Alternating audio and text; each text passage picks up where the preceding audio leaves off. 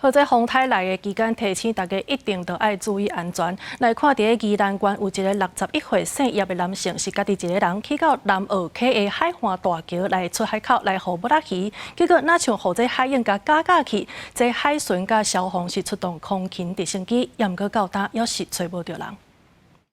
海巡甲消防人员沿宜兰南河海坡走找，因为这姓叶查甫人今日透早3点，伫风台期间，家己一个人到南河乡南河溪海岸大桥出海口，捕木仔鱼摔落落海失联。搜救人员到场救援，也出动空勤直升机。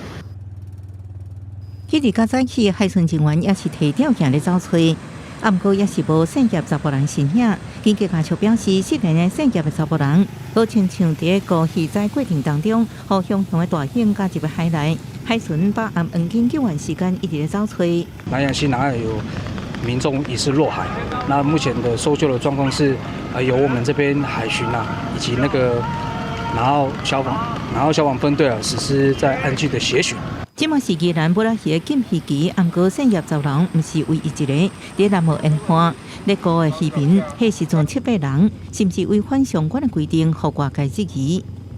因为其实我们的捕捞鱼的禁捕期其实是针对船只的部分，那针对海岸线的捕捞部分，其实现阶段其实是没有相关规定的。 县政府强调，每年5月15到8月14的捕仔鱼禁渔期规定，是针对渔船，毋是针对海岸线沿岸一般民众因果。毋过，即马是风台期间，所有人禁止往近海岸线。海巡也表示，风台期间针对违规禁止的公告境界区的人，应罚5万以上到25万以下罚款。记者综合报道。